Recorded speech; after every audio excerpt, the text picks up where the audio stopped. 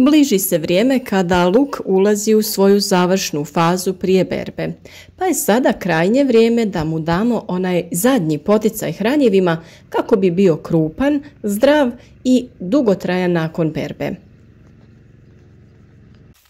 Možemo to učiniti na nekoliko načina, a mi ćemo sa vama podijeliti naš način prihrane luka u ovoj završnoj fazi. Bilo bi nam drago da naš rad podržite sa lajkom i javite nam se u komentarima, podijelite vaša iskustva. Svi koji ste možda prvi put na našem kanalu, potražite bezbroj korisnih savjeta o uzgoju različitog voća i povrća. Svaki dan objavljujemo novi koristan video koji dolazi baš u pravo vrijeme za određene radove. Pa svakako zapratite naš kanal i budite u toku sa radovima. Veličina glavice luka ovisi o broju i veličini zelenih listova ili vrhova u vrijeme zrelosti lukovice. Za svaki list biti će kolut luka. Što je list veći, prsten će biti veći. Luk će prvo formirati vrh, a zatim, ovisno o sorti luka i dužini dnevnog svjetla, početi formirati lukovicu.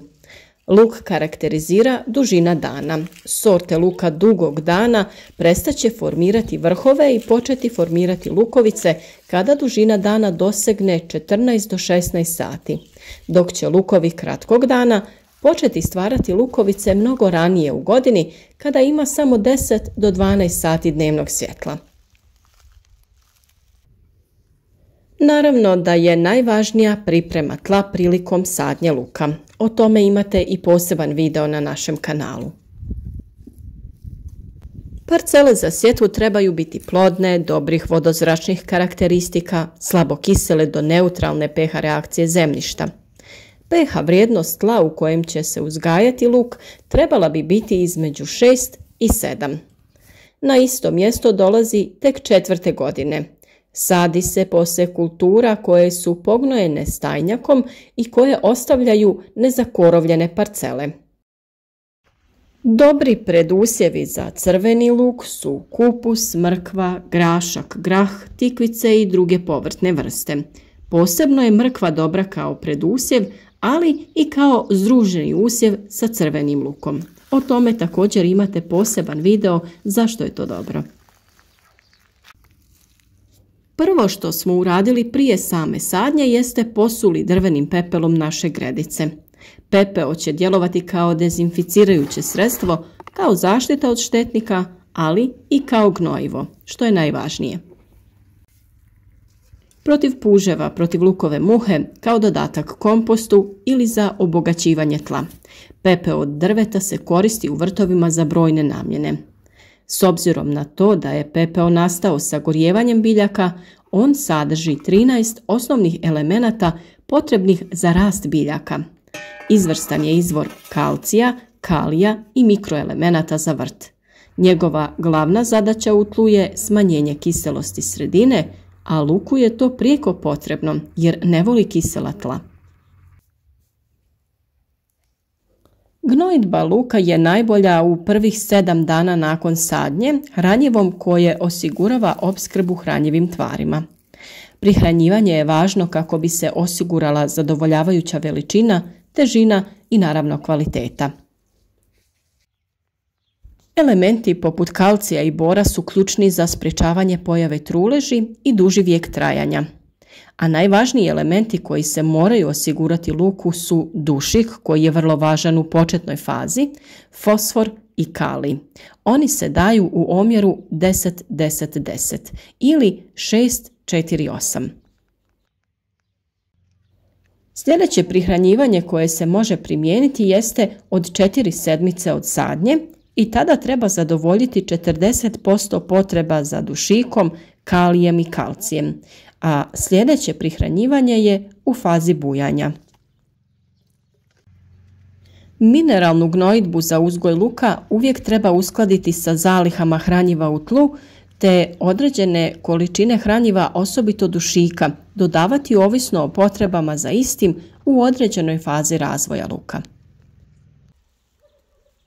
Povoljne količine fosfora i kalija osiguravaju dobru održivost luka u skladištu, a kako bi urod luka bio visokog prinosa i kvalitete, potrebno je vršiti folijarnu prihranu. Luk ulazi u završnu fazu razvoja te je od iznimne važnosti vršiti folijarnu prihranu, odnosno gnojidbu preko lista. Posljednju fazu razvoja obično prati suša, te biljka ne može usvajati dovoljno hranjiva iz tla, odnosno smanjen je unos mikro i makroelemenata. Problem nastaje jer luk nema razgranat korijenski sustav, te si ne može priskrbiti dovoljno mineralnih hranjiva. Prilikom uzgoja luka treba obratiti pozornost na prihranu. U periodu formiranja lukovice i kada vladaju visoke temperature, luk se mora folijarno prihraniti i sa kalcijem. Kalcij možete pripremiti i sami tako što ćete ga pripremiti od ljuskih jaja i sirćeta. Link za video o pripremi ćemo staviti u opisu ovog videa. A možete i pronaći različita granulirana hranjiva koja se otapaju u vodi i prskaju po listu, kao i tekuća hranjiva koja se također primjenjuju folijarno. Prihrana različitim kristalonskim hranjivima može varirati ovisno o tipu tla, pH vrijednosti tla, osnovnoj gnojidbi, hibridu ili sorti luka, načinu uzgoja te drugim faktorima. Zato je važno s vremena na vrijeme odraditi analizu zemljišta kako bi znali čega to u zemljištu ima dovoljno, čega viška, a čega manjka. Ono sa čime ne možete pogriješiti jeste rastvor od pepela. Najvažnija stvar jeste to da je taj pepeo nastao isključivo sagorijevanjem drveta. Ne preporučuje se pepeo uglja niti peleta, jer taj pepeo sadrži različite primjese koje nisu pogodne za prihranu biljaka. Pepeo je bitno prosijati ukoliko se koristi za folijarnu prihranu biljaka, kako se ne bi oštetila prskalica. Ukoliko ćete sa ovim rastvorom zalijevati vaše biljke, onda nije potrebno cijediti. Na 1 litru vode dodajemo 100 grama pepela te ostavimo da stoji sat do 2 vremena. Nakon toga to razrijedimo sa 9 litara vode, tako da ukupno dobijemo 10 litara otopine. Mi smo ovu količinu duplo smanjili prilikom pripreme jer nam nije trebala tolika količina. Tokom stajanja ovog rastvora možete ga nekoliko puta promiješati kako bi se što bolje rastopio. Sa ovom otopinom možete zaliti vaše biljke, a preporučljivo je da zemlja bude lagano natopljena prije toga kako bi se hranjiva bolje rastvorila u zemlji. U vrijeme visokih temperatura preporučuje se folijarna prihrana biljaka, to jest prskanje preko lista. To se radi rano ujutro ili predvečer pred zalazak sunca, kako biljke ne bi oštetili ako ih prskamo kada je jako sunce. Biljke u vrijeme kada su visoke temperature slabije usvajaju hranjiva iz tla. To je posebno slučaj kod luka koji ima dosta plitak korijen i ne uspijeva usvojiti sve potrebne elemente. S obzirom da pepeo sadrži brojne minerale, a posebno je bogat kalijem, kalcijem, magnezijem, natrijem i fosforom, idealno je hranjivo u ovoj posljednjoj fazi prije berbe.